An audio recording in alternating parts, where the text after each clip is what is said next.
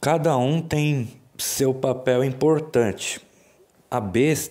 O papel da besta é ser um divisor entre os dois Cristo, entre o Cristo do passado e o Cristo do futuro, que é o que eu chamo de Cristo 1 e Cristo 2. O Cristo 1, que é o Cristo do passado, o primeiro Cristo, eu me refiro a Jesus Cristo, o que fundou o cristianismo primitivo, o primeiro cristianismo, que é o que conhecemos até hoje, de lá para cá. O futuro cristianismo vai adquirir uma nova forma, que vai ser fundado por Jeová Cristo, que é o segundo Cristo, Cristo 2, o Cristo que está para descer dos céus. Ele vai fundar esse cristianismo universal, ou cristianismo Bahá'í, como preferir. Diferente do primeiro Cristo, porque Jesus, como Cristo, veio como caminho. Ele veio como alguém que representa Deus. Foi dado como mais um homem, ou seja, mais um que apontou o caminho que leva até Deus. Então ele veio como um dos vários caminhos que existe, mas no caso dele em específico se fez absoluto pela questão da passagem lá que fala que ninguém vem ao Pai senão por mim, então qualquer outro caminho que não seja ele não levaria até Deus. Beleza. Já o próximo Cristo, que é o segundo Cristo, Jeová Cristo, ele já vai vir como destino, ou seja, o próprio Deus descendo. Então Cristo já não vai ser mais visto como um homem qualquer, como alguém que veio para representar Deus, enquanto Deus está lá em cima. Não, já o próprio Deus descendo em forma física. Tá, mas se o primeiro Cristo já representa a encarnação de Deus, por que ele não foi reconhecido como Deus? A questão é que Jesus é Deus, só que ele é Deus de um universo de fora, não desse aqui que a gente está. Ele faz parte de outra criação. Ele não criou essa criação aqui que a gente está. Essa criação que a gente está foi criada por outro Criador. E Jesus é Pai, embora tenha vindo como filho desse Pai que está aí, que não é Ele. Por isso aquela questão que eu falei do judeu indagar, como você está usando o corpo de Deus se Deus ainda está lá em cima? O certo é Deus vir usando o corpo dele, e não o corpo dele está aqui embaixo enquanto Deus está lá em cima. Ora, se Deus está lá em cima e o corpo de Deus está aqui embaixo, quem está no corpo de Deus? Para os judeus era um demônio, porque eles não reconheciam a divindade de Jesus. Então eles se recusavam a acreditar que quem estava usando aquele corpo era Deus. Então eles resistiam para não acreditar em Jesus Cristo, porque sabia que a divindade deles, que é Jeová, não estava ali no corpo. Ainda estava para descer futuramente, num futuro bem distante. Que quem sabe, assim espero, seja daqui a pouco, para não ter que ficar alongando isso que já era para ter acontecido há muito tempo. E o mais engraçado, porque, é por etapas. Houve o judaísmo, que eu chamo de religião judaísmo 1.0, aí evoluiu para o cristianismo 2.0 e agora temos a evolução final das três, né? A terceira e última, bestianismo 3.0, que é a evolução final de tudo, é a conclusão, veio para fechar a tríade das religiões aí, referentes ao verdadeiro Deus, a passagem dele, né? Que ele meio que se intrometeu no mundo, as coisas já existiam, ele procurou uma maneira aí de se encaixar para poder dar seu manifesto. Então a maneira que ele encontrou, estava ali o judaísmo, manifestou, veio o cristianismo. Aí depois, posteriormente, o bestianismo, e depois o novo cristianismo, que é o cristianismo universal, que vai vir depois do bestianismo. Aí você poderia falar, se tudo isso que aconteceu era para chegar nisso, não era mais fácil o bestianismo ter sido a primeira religião a existir, já resolvi isso logo? Por que teve que passar por tantas religiões para chegar nisso agora? Por que teve toda essa enrolação para chegar na verdade final, que é isso que a gente sabe agora? Por que não revelou tudo logo de cara? a humanidade não estava pronta para entender isso. Se o que é ensinado hoje fosse ensinado naquela época lá atrás, as pessoas não entenderiam. Então, entenda que a cada vez que uma religião nasce, se manifesta na Terra, ela está trazendo um novo grau de compreensão para o mundo, entendeu? Uma nova visão, uma nova forma de enxergar as coisas, de entender a vida, uma ampliação da consciência. Então, a humanidade naquela época ela estava muito atrasada e eles não iam digerir bem os ensinamentos. Então, teve que esperar amadurecer para que no tempo certo, quando viesse o conhecimento, elas pudessem entender. Quando chegasse, haveria o entendimento daquilo, porque estaria pronta para poder receber aquilo. Por não estar pronta, foi se alongando até chegar o momento que a humanidade estivesse pronta para poder receber tal conhecimento. Então, se o bestianismo hoje se faz manifesto, significa que as pessoas já estão prontas, já têm a mentalidade pronta para poder entender o que essa religião vem trazer de novo. E é aquela coisa, se uma pessoa só entende, qualquer pessoa entende, porque ninguém é melhor que ninguém. Se um pode chegar nessa conclusão, qualquer um chega. É só querer, é só esforçar que chega lá. Então, o que eu posso fazer, qualquer um pode fazer. Ninguém é melhor que ninguém. Então, recapitulando. Cristianismo fundado por Jesus Cristo. Bestianismo fundado por Jesus Júnior Besta. E cristianismo universal fundado por Jeová Cristo. O bestianismo também é universal. O que vem a ser essa questão do universal? Universal é aquilo que abrange tudo a todos, é aquilo que alcança a todos. Seja por etnia, raça, religião, classe social, enfim, abrange tudo a todos sem levar em conta as diferenças. Entendeu? Abraça todo mundo. Todas as camadas, né, sociais, enfim, etc. O primeiro cristianismo veio como uma religião solo, né? Já o bestianismo e o cristianismo, ambos são universais, ou seja, o bestianismo universal e o cristianismo universal. O que vem a ser isso? Quanto ao primeiro cristianismo, teve aquela questão do proselitismo, né? Que é sair evangelizando todo mundo para tentar ganhar almas, ganhar fiéis para a religião dele. Conforme podemos... tudo com base, né, nessa passagem de Marcos 16, versículo 25. Que é uma ordem de Jesus, né? E disse-lhes, ide por todo o mundo e pregai o evangelho a toda criatura. Então, com base nessa passagem, é a motivação, né? A força motora que o cristão tem de ficar nessa correria de querer converter o mundo inteiro. O que é impossível, porque entra naquela questão... entrando agora na cosmovisão cristã, né? A forma como eles pensam. Seguindo essa ideia de céu e inferno, se já existe o inferno é porque vai ter gente para ir para lá. Não faz sentido existir um lugar se não fosse para ninguém ir. Então já começa por aí. Porque fica nessa questão de querer salvar o mundo inteiro, converter o mundo inteiro. Vamos supor que o mundo inteiro está convertido. Ninguém vai mais para o inferno. Não tem sentido existir o lugar. Aí você fala, aí vai ser pro diabo e pros anjos caídos. Beleza.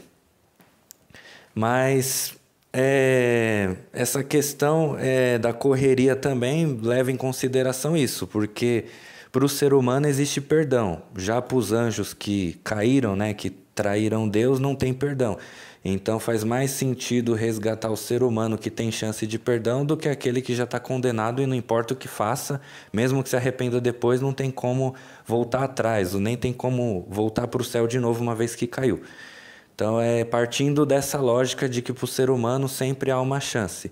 Por mais que ele tenha feito um monte de coisa ruim e tal, se ele se arrepender, a chance dele ir para o céu não está perdida. Beleza. Isso que eu estou falando é partindo do ponto de vista cristão. Não estou falando nada de bestianismo ainda. Estou falando só do ponto de vista cristão. É assim que eles pensam. Só que essa questão de querer converter, querer ganhar os outros para Cristo, enfim, é uma correria que para o bestiano é desnecessária, porque nada se perde. É até parecido com aquela frase que diz: nada se perde, nada se constrói, tudo se transforma. Nada se cria, nada se perde, tudo se transforma. Quem já ouviu falar dessa frase sabe. Por quê? Porque para o bestiano, a Gênese é como se fosse assim, voltando à questão da Gênese lá, que dentro da nossa cosmovisão, Adão e Eva comeram o fruto e foram parar no universo criado por esse falso Deus que se faz passar por Deus. Que na verdade é um Deus verdadeiro dentro do seu próprio universo. Não tem como falar que ele é falso, ele é só falso fora, mas dentro ele é verdadeiro. E quem não sai para fora para ver a verdade tem ele como verdade, porque permanece aqui dentro. Então, eu não posso dizer que Deus é falso. Se a pessoa permanece nesse universo, ele só vai conhecer o Deus que está aí, o único que ele vê. Agora, se ele não sai para fora para poder ver o outro, aí não tem como, aí o outro não existe para ele. Mas voltando aqui à questão, é como se fosse essa seguinte alegoria.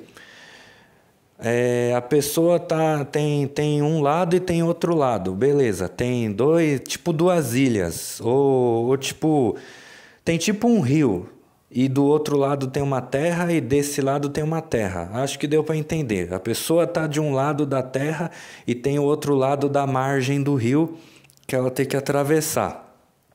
Certo? Só que ela tem duas opções. Ou ela passa por cima do rio, ou seja, ela dá um salto, ela dá um pulo, e ela chega no outro lado da margem do rio, né? Que é outra terra. Ela chega do outro lado sem molhar os pés, com os pés secos. Então ela conseguiu atravessar de um lado para o outro sem molhar os pés.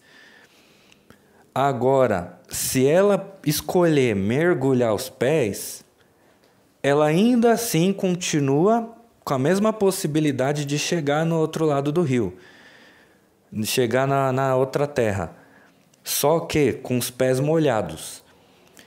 Então, qual que é a diferença? Nenhuma, porque tanto aquele que pulou de um lado para o outro, deu salto, ele chegou no outro lado, e aquele que molhou os pés também chegou no outro lado. A diferença é que um veio com os pés secos, sem pisar na água, e o outro veio com os pés molhados, pisando na água. Mas ambos chegaram no outro lado do rio. O que eu quero dizer com isso? É a mesma questão da fruta. Não tem a fruta proibida que Deus advertiu para Adão e Eva não comerem? Se eles não tivessem comido, é comparado à pessoa que ia atravessar o outro lado do rio com os pés secos. Se eles não tivessem comido do fruto. Como eles comeram, eles vão chegar do outro lado do rio sim, do mesmo jeito, só que com uma diferença, com os pés molhados. Esses pés molhados é que representa a mácula, a questão do pecado. O fato deles terem transgredido a Deus, afastou eles de Deus, foram cair no universo desse outro Deus, acham que esse Deus é ele, quando na verdade não é. E, enfim, de algum jeito eles vão conseguir voltar de novo a sair para fora e voltar para o lugar que eles estavam. Então a questão é, tanto se eles escolhessem ou não escolhessem comer do fruto, o resultado final seria o mesmo, que é chegar do outro lado do rio. A diferença é a questão do pé estar molhado ou não estar. E o que vem a ser esse pé molhado? O que seria molhar o pé na água? Seria experimentar o sofrimento, a morte, as dores.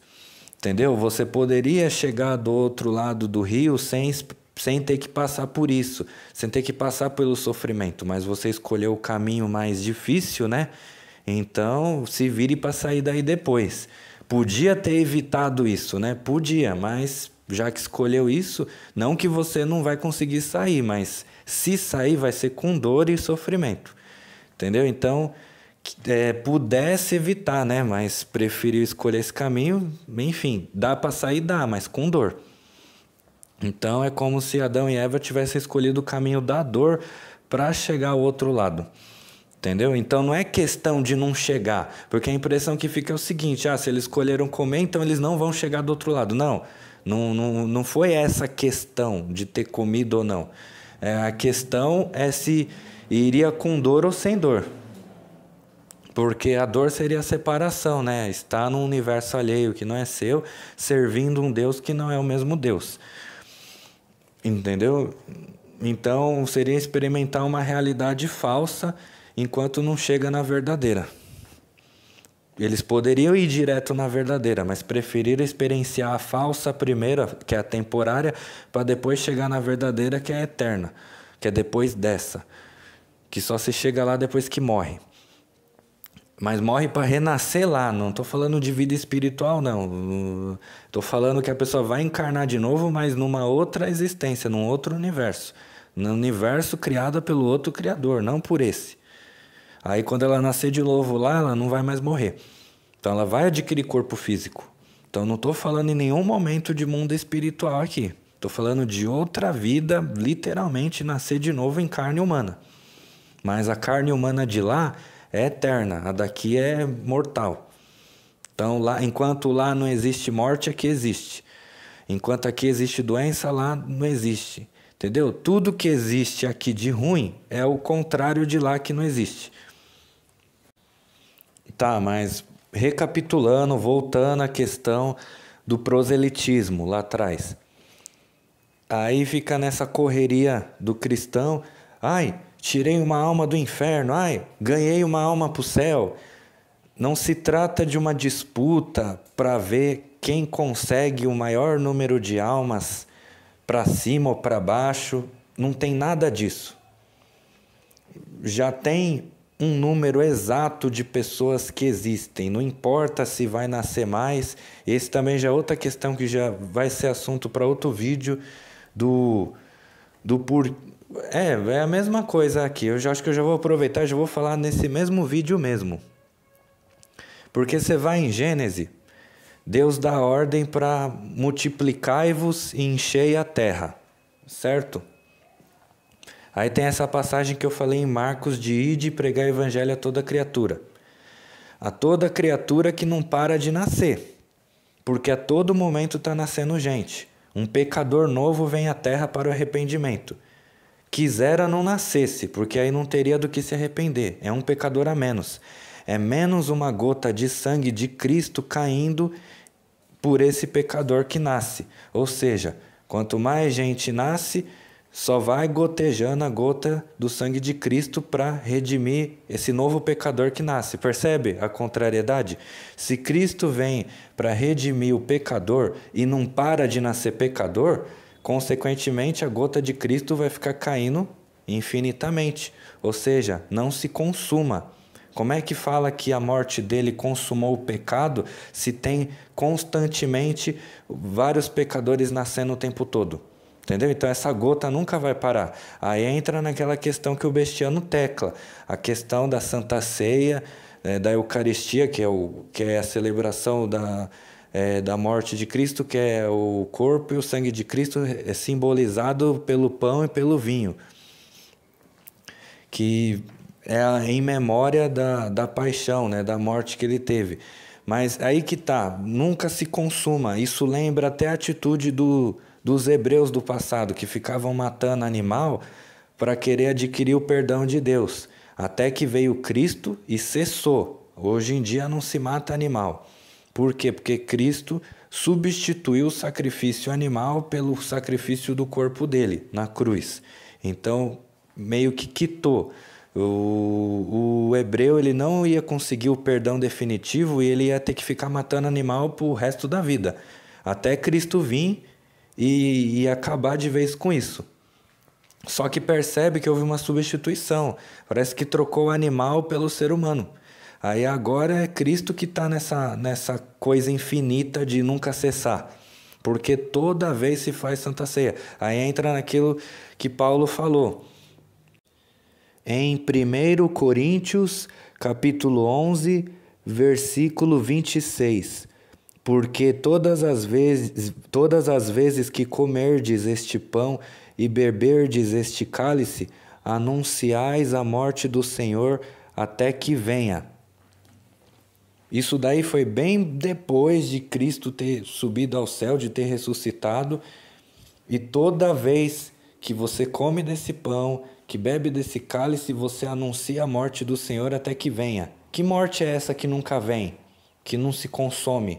Porque toda vez que você come e bebe, ele está morrendo. Então, Cristo morre diversas vezes, não na cruz, mas toda vez que vocês comem e bebem desse pão e desse cálice. Então é como se você estivesse matando Cristo várias vezes. Da mesma forma que os hebreus do passado ficavam matando várias vezes o animal para adquirir um perdão que nunca chega.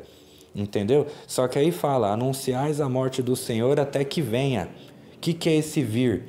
Parece que eles estão aguardando a volta de Cristo para cessar a Santa Ceia. Entendeu? Então, enquanto Cristo não volta, a Santa Ceia é infinita. Você está entendendo? Só que para Cristo voltar, a besta tem que se manifestar para poder morrer a segunda morte de Jesus, que é pelo lago de fogo agora. A primeira etapa, como falamos, foi pela cruz como Cristo e a segunda etapa como besta. Uma pela cruz e outra pelo fogo. Então falta do fogo. A diferença entre a primeira e a segunda morte é que Cristo se entrega para morrer na primeira morte. E já na segunda morte é ele que mata. Porque no caso quem vai morrer é a besta, não Cristo. Cristo não morre duas vezes. Quem vai morrer a segunda é a besta. A segunda é de Jesus. Jesus é o único que sempre morre, mas Cristo não. Cristo só morre uma vez. Então Jesus, como Cristo, morreu a primeira vez e Cristo uma vez só. E Jesus morre a segunda, agora fora do corpo de Cristo. Por isso ele volta como besta, para morrer de novo na besta, mas não como Cristo, porque como eu falei, já não é mais Jesus que está ali, é Jeová. Então Jeová que vai realizar essa punição. Como é que Jesus vai morrer não estando fora do corpo de Cristo? Como é que Cristo vai matar ele próprio? Não teria como se ele estivesse no corpo de Cristo, a não ser fora. Mas aí quem vai estar usando Cristo? Jeová. Mas de novo eu me perdi aqui no discurso. O que eu estou querendo dizer é que as pessoas que são para ser salva vão ser salvas e as que é para ser condenada vão ser condenadas, entendeu? Não tem essa de um a mais, um a menos. Já tem a exatidão das coisas, entendeu? Já sabe quem que vai ser e quem não vai ser. Não tem como mudar isso, entendeu? É como se as coisas são o que elas são e quem é para ser vai ser, entendeu? Só que aí entra no outro assunto, a questão da salvação. Para o cristão, aí entra de novo a força motor, o que motiva, as motivações que levam o cristão a querer converter. Essa questão do pós-morte vir o julgamento que vai decidir se você vai para o céu morar com Deus ou se vai para o inferno ficar separado dele para sempre. Isso na visão cristã. Depois da morte, passa por um julgamento e você vai para um dos dois lugares. Beleza. Para o bestiano, ele já não acredita nem num céu e nem no inferno e nem num juízo depois da morte. O juízo depois da morte é juízo de recordação, ou seja, de voltar à memória e lembrar o que aconteceu, o que de fato ocorreu. É juízo de voltar à sanidade, voltar ao samba, despertar. Se a gente vivo aqui está em estado de dorminhoco, vivendo num sonho, morrer é acordar para a realidade de fora. Então esse é o juízo de voltar para a realidade, voltar para a consciência das coisas reais e não das ilusórias que é essa vida que a gente está vivendo. Entendeu? É como se saísse de um sonho e a morte vem para nos acordar para a realidade. É tipo isso, então é o juízo de recordação, de voltar à sanidade, de ter consciência das coisas. Agora, para o cristão, é juízo de julgamento. Não que o bestiano também não compactue com isso, porque vai haver um juízo de julgamento, sim. Como falamos, o juízo inicial foi com Cristo perante os homens, que foi os judeus e os romanos que condenaram ele. Já o juízo final é a besta diante de Deus, dos santos e dos anjos, em terra. Que no caso ele vai ser julgado para ser jogado no lago de fogo, enquanto Cristo foi julgado para ser pendurado no madeiro. Percebe? Então o juízo inicial já ocorreu, falta só o juízo final. Então me admira muito o cristão só falar de um único juízo, sendo que na verdade são dois. Se há um juízo final para ocorrer, é porque já houve um juízo inicial que já ocorreu. E esse inicial se refere ao que Cristo passou, por ter sido julgado pelas mãos dos homens. Não fala lá, e o Filho do Homem será entregue nas mãos de pecadores? Aí o que seria a versão contrária disso? Que o homem pecador será entregue nas mãos de Deus, quando ele for julgado no juízo final, que é na volta de Cristo, para a besta ser jogada no lago de fogo. Então, concluindo, o cristão acredita num julgamento pós-morte. E Deus vai esperar você morrer para te pegar do outro lado. Beleza. E no caso seria um por um julgado, vai passar no telão tudo que você fez e você vai ser julgado conforme você fez em vida. Se você acreditou em Jesus Cristo, aceitou o Filho, você é justificado porque ele morreu pelos seus erros. Mas se você não acreditou, você vai para o inferno e assume tudo que você fez de errado porque não teve ninguém para te defender, né? Porque no caso você não acreditou no Filho para remir o que você fez. Quem crê vai para o céu, quem não crê vai para o inferno, no Filho. Essa na visão cristã. Já na visão bestiana, o julgamento é em vida. Tem nada depois da morte. O que é para ser resolvido é resolvido aqui mesmo, em terra, em vida.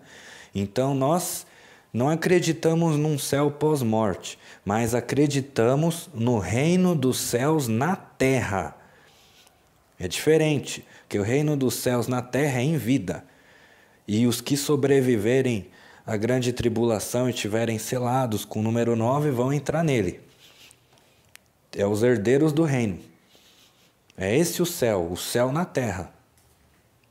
Agora, o inferno seria o julgamento pelo qual a besta tem que passar. E da mesma forma que Cristo morreu na cruz, representando todo mundo que merecia ir para a cruz, a mesma coisa vale para a besta. Ele vai morrer no lugar de todos que mereciam ir para o inferno. E no final quem vai é só ele. Porque ele representa esse todo mundo que seria jogado lá. Entendeu?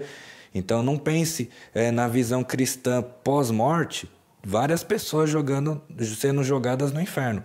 Agora na visão bestiana, que é antes da morte, né, que é em vida, é uma pessoa só no lugar de todas que iriam para lá para ser jogada lá. Então perceba, o inferno existe, ele é real. Existe um lago de fogo esperando alguém para ser queimado. Só que na visão bestiana, isso daí se trata de uma expiação que uma pessoa só vai morrer no lugar de várias.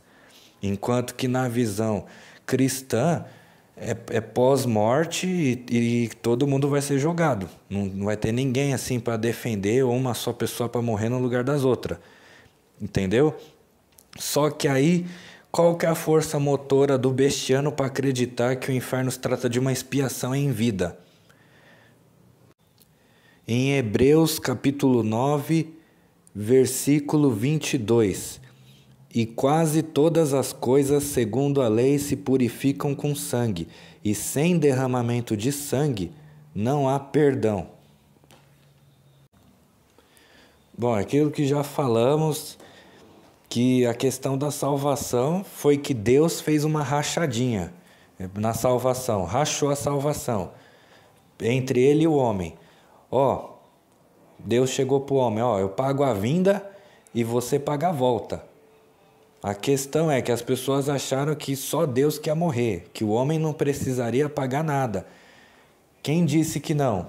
Deus pagou, o homem também vai ter que pagar. Não pense que o homem vai ficar de fora disso, que ele tem que pagar a parte dele sim, a parte da volta. A parte da volta compete o homem pagar. Deus já pagou a vinda, falta só a volta. E a volta pertence ao homem. Então o homem que arca as consequências para pagar isso. Senão vai ficar aí pendente e o cara fica lá esperando lá, não acontece nada. Por quê? Porque acha que não tem que pagar nada. Tem que pagar sim. Nada que é de graça. Eu não disse que o homem não morreria.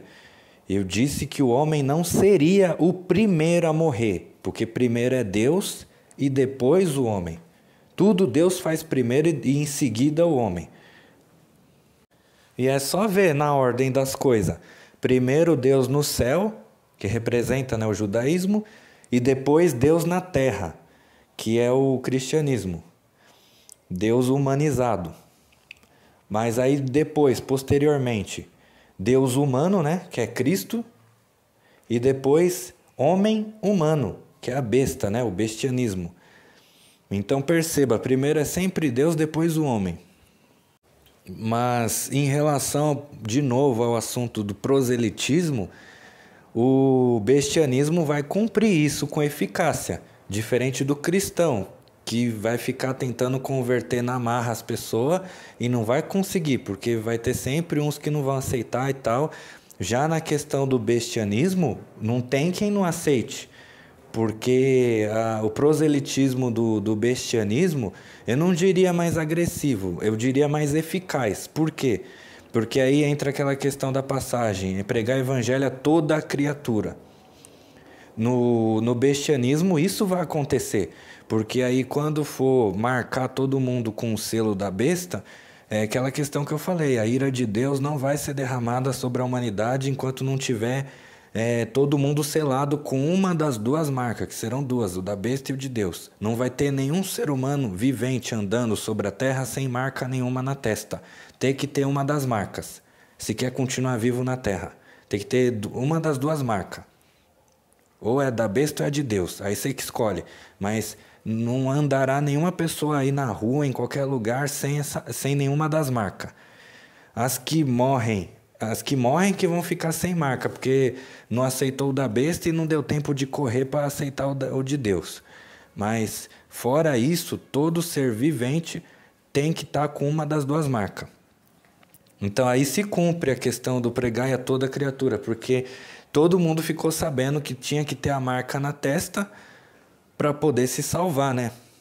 O cristão para poder entrar no reino e a besta e os bestianos para poder receber a ira, né? Porque eles vão morrer, né? Então, o cristão que não aceitou marca nenhuma morreu com a testa lisa. Depois, posteriormente, veio as pragas de Deus e matou os bestianos. Os bestianos morreu com a marca na testa. E aí os únicos sobreviventes são os cristãos que aceitou a marca de Deus e eles vão entrar no reino. Esses são salvos. Então, aí entra a questão, já aqui realinhando o assunto. A salvação para o bestiano se refere ao se salvar do Apocalipse, da grande tribulação. Os sobreviventes do Apocalipse são salvos que vão entrar no reino. Essa é a salvação de quem sobrevive o fim dos tempos, que não passa pela ira.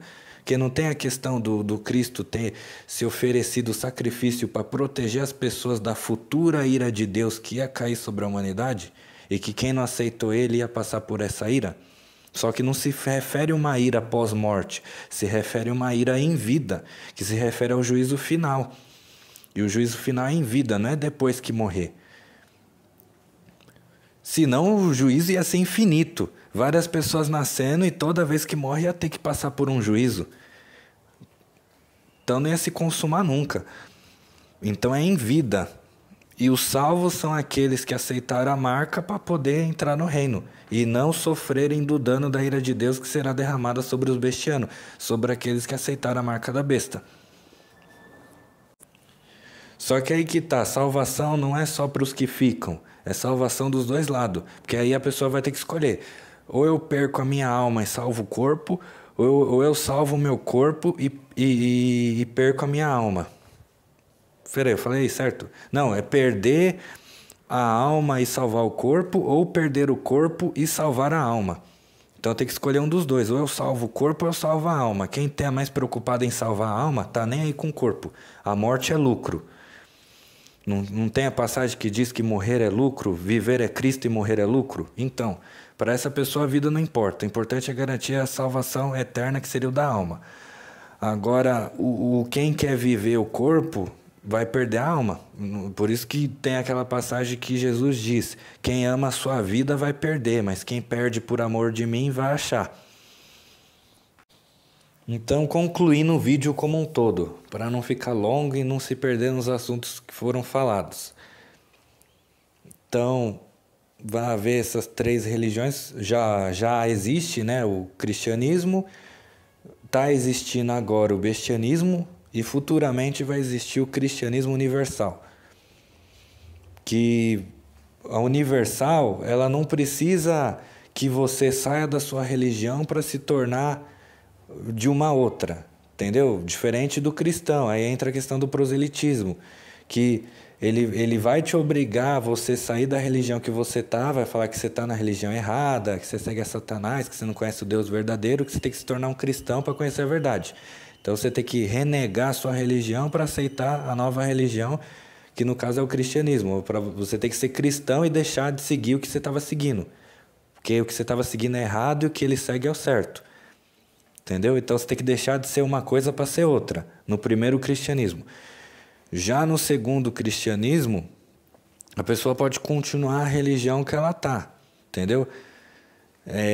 Então, no caso, vai haver um budista cristão, um espírita cristão, um muçulmano cristão, um judeu cristão, por mais contraditório que isso possa parecer. Mas por quê? Porque o cristianismo ali já está sendo visto de um ponto de vista maior. Não só como uma religião, mas como um conjunto maior que abarca todas as religiões. Porque Cristo, como eu falei, vai vir como destino, como Deus.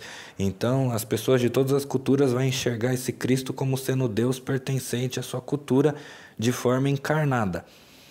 Entendeu? Então, não vai precisar ter que virar cristão. Vai ser a pessoa da mesma religião, mas que crê em Cristo.